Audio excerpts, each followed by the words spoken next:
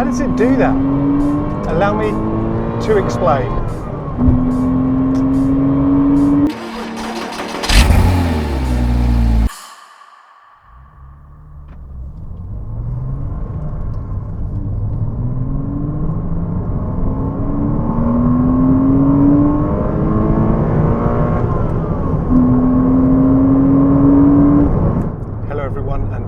To another video. Today is day 102 in my Cayman. Mileage right now is 59,801, which means I've done just coming up for 2,250 miles in this so far. In this video, I'm going to talk about what makes the Cayman such a great thing to drive. This is, after all, what it's built for, what it's focused on. It's built to be driven. It's all for the driver. I've been wanting to do this for a while now, and seeing as I've now got a good few miles under my belt, I think I can pinpoint what it is that makes this thing so magical to drive, so special, and what makes it feel so good.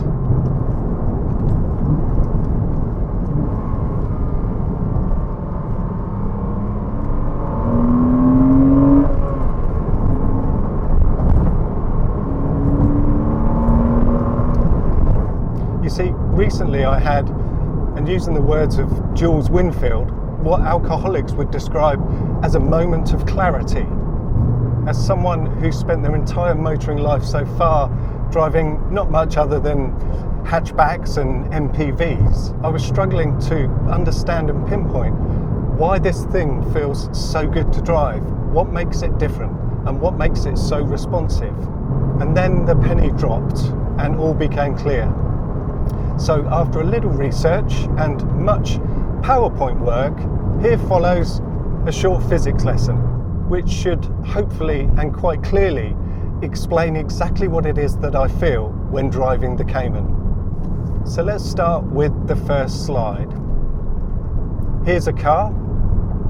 Yeah, I know, just bear with me. We have the wheels, and this is the direction of travel. We have the driver and the passenger. Now, weight and balance of the car is key. You want it to be as equal as possible. You want the tyres at each end to share the workload. So we have an ideal theoretical central point about which you want the car to rotate when cornering. And yes, while the front wheels do the turning and the rear wheels just follow, it all still comes back to rotating around that central point. As I said, my motoring life so far has been limited to hatchbacks and MPVs. I've never had a car configured like this Cayman. So here's the engine placement in my Fiesta or my Ford Focus, a 4-pot across the front. And here's where the inline-6 engine was in my M140i. I will add here that I'm ignoring which wheels are driven. This isn't about traction. This is about how the car feels, corners and rotates. So here's my Cayman with its flat 6 just behind the driver, and here's its more expensive brother, also with a flat 6 but hung right out back. You still with me? Good. Okay, here's where it starts to get a bit more geeky. Now I need to introduce angular momentum. This is all about how a mass rotates around a central point, and this is represented by this equation. L equals the angular momentum, R is the radius of the rotating mass, M is the rotating mass itself, and V is the velocity or the speed of rotation. There's a good wiki page if you want to read up on this, but what it boils down to in its simplest terms is that starting with the equation L equals RmV, L, the angular momentum, is always and remains a constant. Now I'm comparing cars here, so for argument's sake, I'm going to say they all weigh the same. So the mass is also a constant. And with both of those elements being constants, if you vary the radius of the rotating mass, the velocity of that rotating mass must also change. As variables then, both of these two elements are linked. So what does this all mean then? Where am I going with this?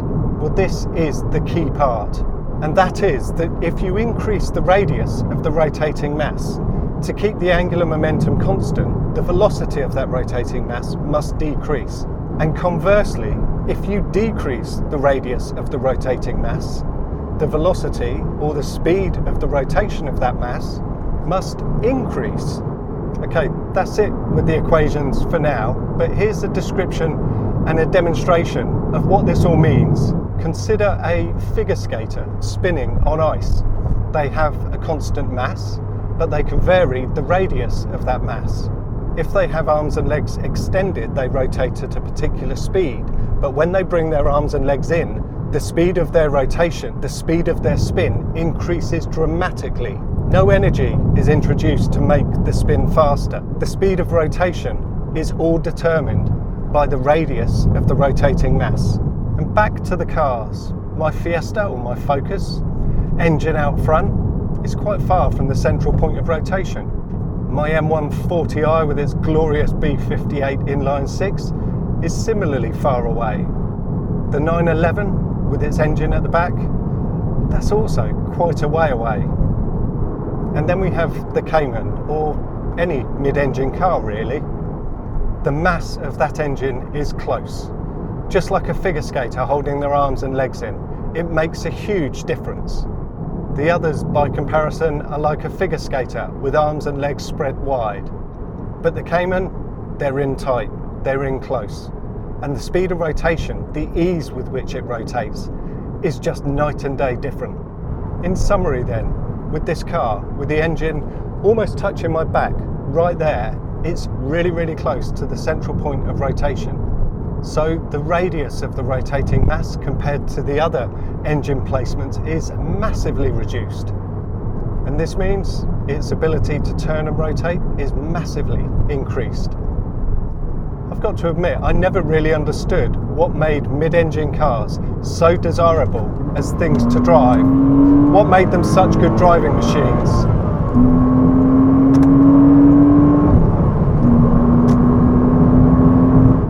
But after a couple of thousand miles in this, I get it. I really, truly now get it. It changes direction like nothing I've owned before.